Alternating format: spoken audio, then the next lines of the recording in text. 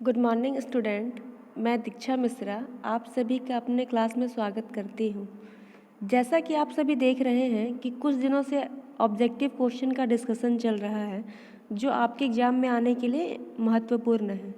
पिछले क्लास में भी हम लोग कुछ ऑब्जेक्टिव क्वेश्चन डिस्कस किए थे और आज भी कुछ करेंगे।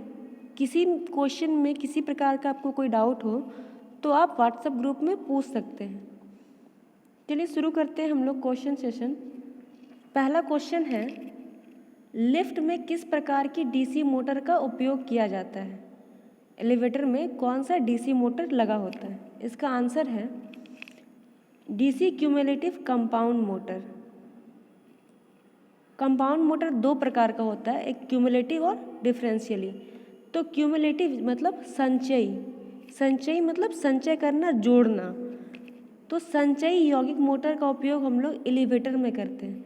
संचयी का ही उपयोग हम लोग एलिवेटर में क्यों करते हैं? क्योंकि क्यूमुलेटिव कंपाउंड मोटर में एक शंट फील्ड और सीरीज फील्ड जो होता है दोनों एक जोड़ होता है। शंट फील्ड और सीरीज फील्ड दोनों को जोड़ देते हैं। इसके कारण क्या होता है कि शंट फील्ड का जो फ्लक्स होता है वो मेन फील्ड फ्लक्स को बढ़ाता है मतलब उसको जोड़ दिया, उसमें बढ़ गया, इसीलिए इसका नाम संचयी यौगिक मोटर पड़ा है। दूसरा क्वेश्चन है, गति नियंत्रण का कौन सा तरीका डीसी श्रेणी मोटर में रेटेड गति के नीचे गति देता है?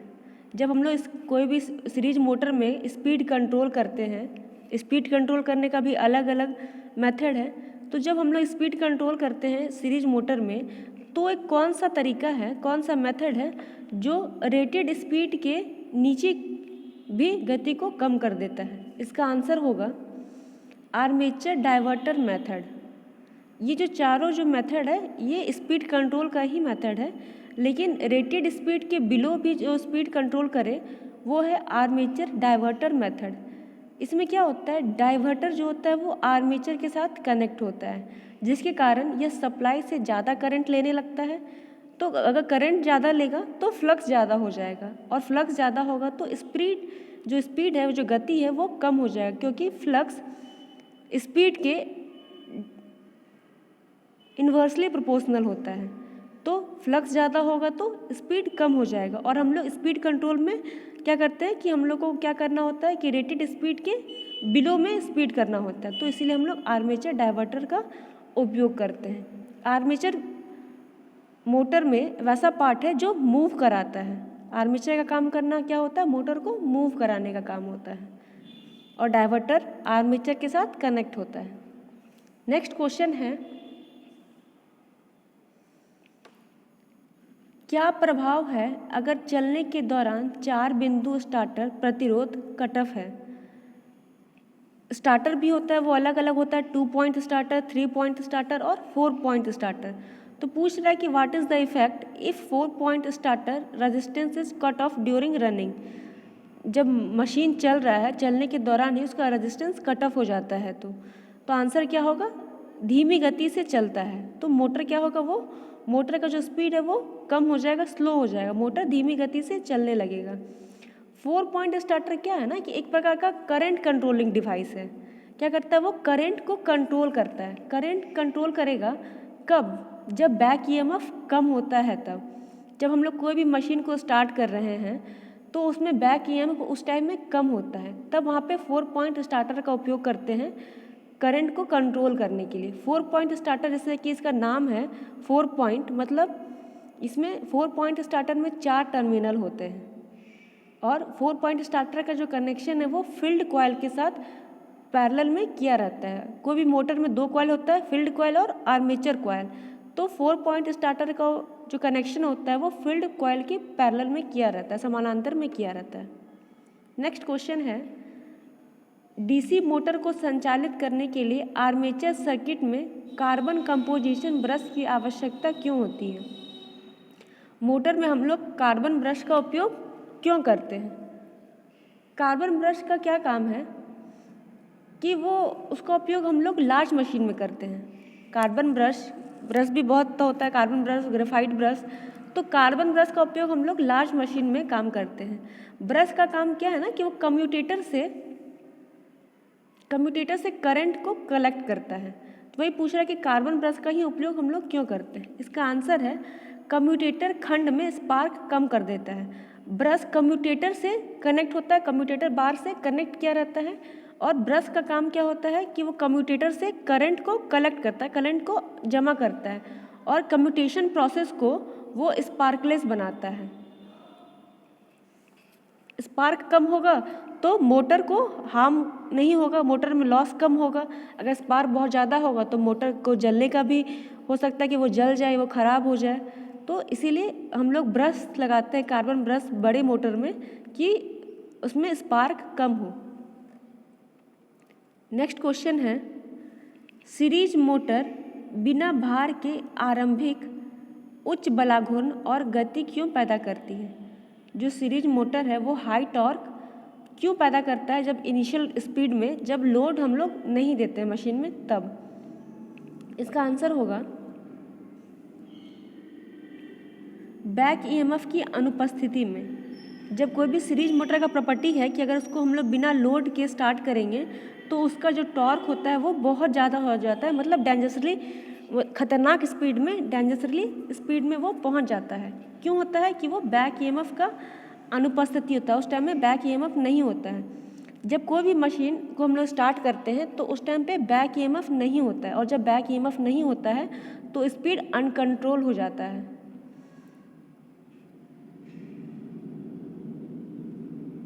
बैक ईएमएफ का काम होता है जो करंट में चेंजेज आता है उसको अपोज करता है। करंट अगर कभी अप हो जा रहा है, कभी डाउन हो रहा है, जो करंट में किसी भी प्रकार का चेंजेज हो रहा है तो उसको कंट्रोल करने का काम बैक ईएमएफ ही करता है। तो इसीलिए अगर किसी मशीन में बैक ईएमएफ उस टाइम में नहीं है, अब्सेंस है, तो वो जो सीरीज मोटर रहेगा उसको हम लोग बिना लोड के, अगर उसमें भार नहीं दिए और मशीन को रन करा रहे हैं तो उसमें जो टॉर्क होता है वो बहुत ज़्यादा हो जाता है, और स्पीड जो होता है वो भी ज़्यादा हो जाता है। टॉर्क ज़्यादा होगा तो स्पीड भी ज़्यादा हो जाता है। नेक्स्ट क्वेश्चन है, डिफरेंशियली कंपाउंड मोटर में शुरू करने के समय श्रेणी क्षेत्र को लघुपतित क्यों किया जाता है। कंपाउंड मोटर को, डिफरेंशियली कंपाउंड मोटर को हम लोग शॉर्ट सर्किट क्यों करते हैं। जो सीरीज फील्ड होता है, कंपाउंड मोटर में क्या होता है, दो फील्ड होता है, एक सीरीज फील्ड और शंट फील्ड। तो बोल रहा है कि डिफरेंशियली कंपाउंड मोटर में सीरीज फील्ड को शॉर्ट सर्किट क्यों करते हैं। आंसर है रोटेशन की उचित दिशा बनाए रखने के लिए। जो मशीन है उसको हम लोग क्या करते हैं, क्लॉकवाइज डायरेक्शन में मूव कराते हैं। तो जो उसका जो डायरेक्शन है, उसका जो घूमने का गति है वो सही दिशा में, प्रॉपर डायरेक्शन में बने रहे, इसीलिए हम लोग सीरीज फील्ड को स्टार्टिंग में शॉर्ट सर्किट करते हैं। शॉर्ट सर्किट मतलब कि सप्लाई के साथ उसको कनेक्ट करते हैं। जब मशीन को हम लोग शुरू करते हैं तो स्टार्टिंग में ही सीरीज फील्ड में हम लोग सप्लाई देते हैं कि जो उसका जो रोटेशन है, कि मशीन को हमको क्लॉकवाइज डायरेक्शन में घुमाना है तो वो प्रॉपर डायरेक्शन में ही घूमे। अगर वो एंटी क्लॉकवाइज डायरेक्शन में घूमने लगेगा तो मशीन वाइब्रेट करेगा, उसमें लॉस बहुत ज़्यादा होगा, तो वो सही से वर्क नहीं करेगा। डिफरेंशियली में होता क्या है कि शंट फील्ड और जो सीरीज फील्ड होता है वो अलग अलग होता है। इसमें दोनों साथ में नहीं जुड़ा रहता है, वो अलग अलग रहता है। अलग अलग रहने के कारण क्या होता है ना कि सीरीज फील्ड, शंट फील्ड का जो फ्लक्स है वो मेन फील्ड के फ्लक्स को कम कर देता है। नेक्स्ट क्वेश्चन है, आर्मेचर को संतुलित करने के लिए सबसे प्रभावी तरीका क्या है। जब कोई भी आर्मेचर है, आर्मेचर वैसा पार्ट है ना मोटर का कि वो मूव करता है, मोटर को मूव कराने के लिए आर्मेचर का ही काम होता है। तो आर्मेचर का बैलेंसिंग के लिए हम लोग कौन सा तरीका मोस्ट इफेक्टिव मानते हैं। आंसर होगा डायनेमिक बैलेंसिंग, गतिशील संतुलन। डायनेमिक बैलेंसिंग क्या है, जब कोई भी मशीन मोशन में है या वो अपना अवस्था चेंज कर रहा है, मतलब कि वो गति अवस्था से स्टेशनरी अवस्था में आ रहा है या स्टेशनरी से वो गति अवस्था में जा रहा है, तो वहाँ पे आर्मेचर अनबैलेंस होने लगता है। तो आर्मेचर जब अनबैलेंस होने लगेगा तो हम लोग डायनेमिक बैलेंसिंग करते हैं।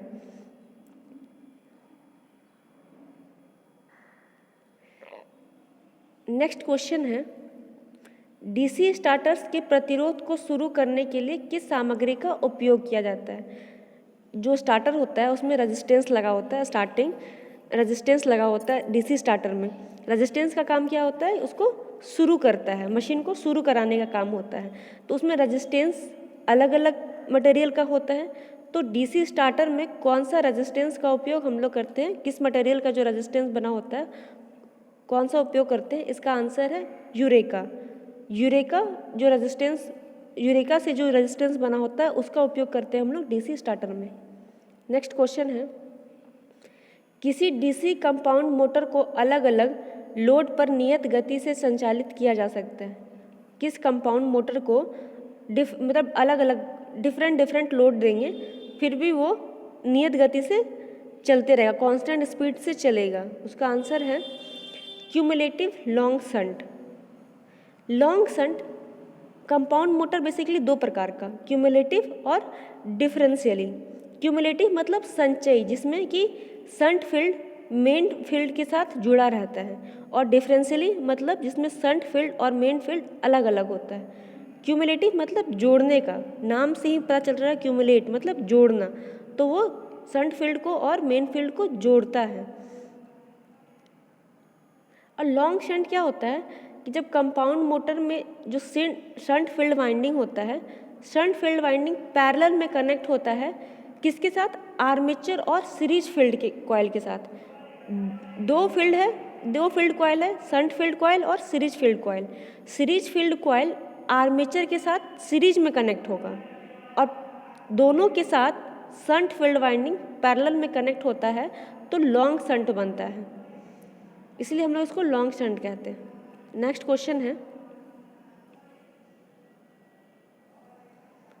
डीसी शंट मोटर के साथ 3 पॉइंट स्टार्टर में 9 वोल्ट कॉइल कैसे जुड़ा रहता है? अभी बताएं कि अलग अलग स्टार्टर होता है, 2 point starter, 3 point starter, 4 point starter. तो 3 पॉइंट स्टार्टर में 9 वोल्ट कॉइल कैसे जुड़ा रहता है? तो शंट फील्ड के साथ श्रेणी में जुड़ा रहता है, मतलब कनेक्टेड इन सीरीज।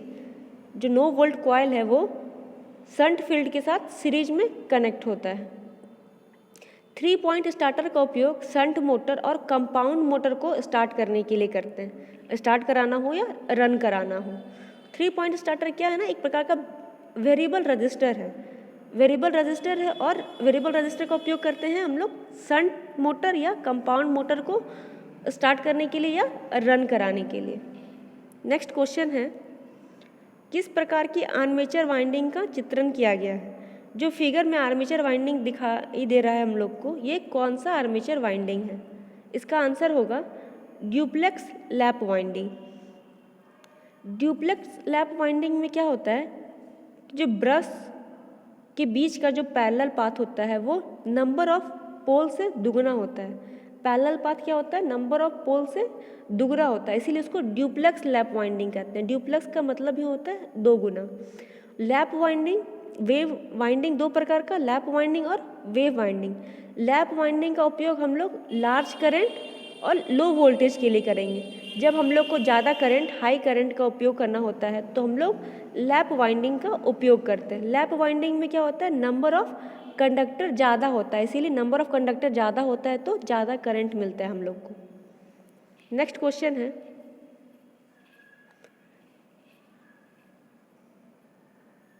आर्मेचर के लिए कौन सा ग्राउलर प्रशिक्षण सचित्र है? ये जो आर्मेचर के लिए ग्राउलर कर रहे हैं हम लोग, जो ग्राउलर टेस्ट है वो, ये जो चित्र है ये कौन सा चित्र है? आंसर है ओपन कॉइल टेस्ट।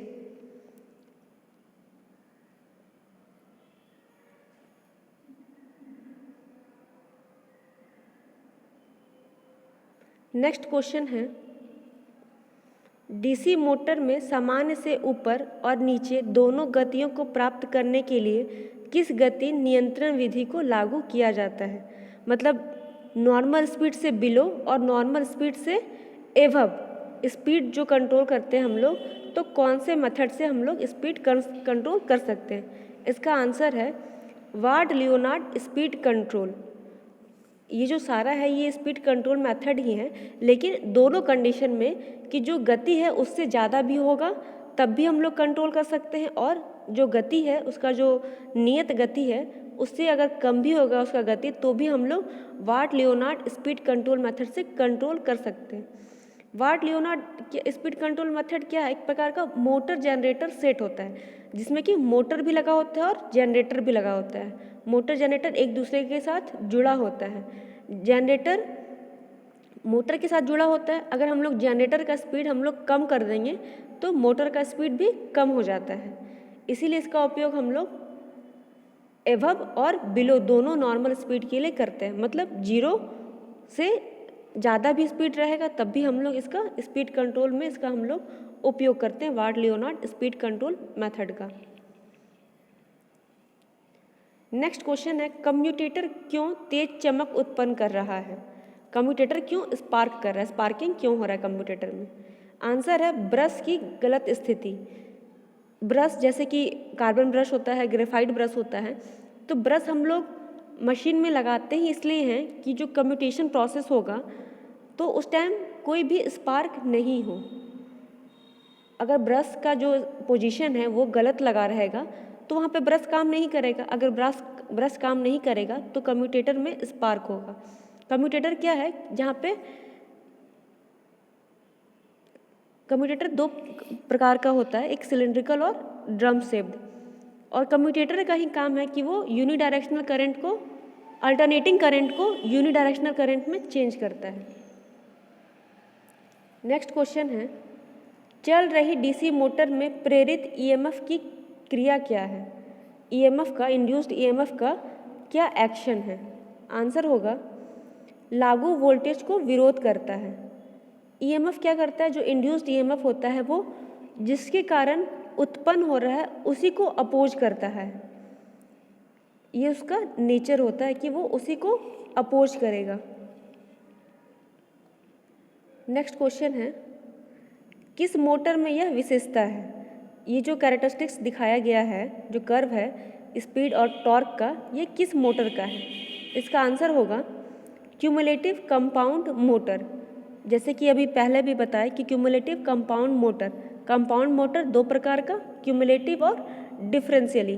क्यूमुलेटिव मतलब संचयी, जोड़ना। इसमें क्या होता है कि शंट फील्ड मेन फील्ड के साथ जुड़ा होता है। अगर शंट फील्ड मेन फील्ड के साथ जुड़ा रहेगा तो शंट फील्ड में जो भी फ्लक्स होगा वो मेन फील्ड के फ्लक्स के साथ जुड़ जाएगा, तो टोटल फ्लक्स क्या होगा, वो बढ़ जाएगा। इसलिए इसका नाम क्यूमुलेटिव कंपाउंड मोटर है और ये इसका कैरेक्टरिस्टिक्स कर्व है। नेक्स्ट क्वेश्चन है,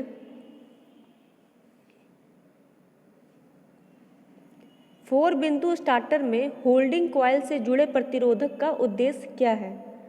4 पॉइंट स्टार्टर में जो रजिस्टर कनेक्ट होता है होल्डिंग कॉइल के साथ, उसका क्या पर्पस है? आंसर है एनवीसी में धारा सीमा। 9 वोल्ट कॉइल उसमें करंट को लिमिट करता है। रजिस्टर का क्या काम होता है? करंट को कम करना। रेजिस्टेंस का पर्पस ही है, रेजिस्टेंस का प्रॉपर्टी ही है कि वो करंट के फ्लो में बाधा उत्पन्न करता है। तो रजिस्टर क्या करता है? करंट को कम करने का काम करता है। Limit current in NVC, 9 volt coil. Next है, डीसी श्रृंखला मोटर की फील्ड वाइंडिंग मोटी तार के साथ वाउंड क्यों है? जो सीरीज मोटर है इसमें फील्ड वाइंडिंग थिक वायर का क्यों उपयोग करते हैं? इसको मोटे तार के साथ क्यों वाइंडिंग किए रहते हैं? आंसर है लोड करंट को ले जाने के लिए। लोड करंट को कैरी करने के लिए हम लोग डीसी सीरीज मोटर में फील्ड वाइंडिंग में हम लोग थिक वायर का उपयोग करते हैं। सीरीज मोटर में क्या होता है कि फील्ड वाइंडिंग और आर्मेचर वाइंडिंग दोनों सीरीज में कनेक्ट होते हैं, इसीलिए इसका नाम सीरीज मोटर पड़ा है। इसका उपयोग हम लोग वहाँ पे करते हैं जहाँ पे स्टार्टिंग टॉर्क ज़्यादा हो। स्टार्टिंग टॉर्क ज़्यादा होगा तो ये हैवी लोड को कैरी कर पाएगा। नेक्स्ट क्वेश्चन है, डीसी श्रृंखला मोटर का गति नियंत्रण किस प्रकार का है? ये जो डीसी सीरीज मोटर है ये कौन सा स्पीड कंट्रोल है? जो फिगर दिखाया गया है ये कौन सा स्पीड कंट्रोल है? आंसर है field parallel method. Field parallel method में क्या है कि यहाँ पे देखिए एक ये कॉइल है और एक दूसरा ये कॉइल है, D4 से D3 और D2 से D1। ये 2 कॉइल है, दोनों कॉइल क्या है, एक दूसरे के साथ पैरेलल में कनेक्ट है, इसलिए इसका नाम पड़ा है फील्ड पैरेलल मेथड। दोनों फील्ड एक दूसरे के साथ पैरेलल में समानांतर में कनेक्ट है और इसका क्या काम है? स्पीड कंट्रोल करना डीसी सीरीज मोटर का। अगर पैरेलल में कनेक्ट है तो अगर इसका हम लोग वोल्टेज कम कर देंगे तो इसका भी वोल्टेज कम हो जाएगा। अगर वोल्टेज इसका करंट कम करेंगे तो इसका भी करंट कम हो जाएगा। तो करंट जब कम होगा तो फ्लक्स भी कम हो जाएगा। फ्लक्स को अगर हम कम करेंगे तो स्पीड ज़्यादा हो जाएगा, फ्लक्स को ज़्यादा करेंगे तो स्पीड कम हो जाएगा। दोनों एक दूसरे के इन्वर्सली होता है। नेक्स्ट है कतरनी मशीनों के लिए कौन सी प्रकार की डीसी मोटर उपयुक्त है? शेयरिंग मशीन में हम लोग कौन सा मोटर का उपयोग करते हैं? आंसर है cumulative compound motor. Cumulative compound motor का उपयोग हम लोग शेयरिंग मशीन में करते हैं। आज के लिए इतना ही। आगे क्लास में हम लोग कुछ और क्वेश्चन डिस्कस करेंगे। धन्यवाद।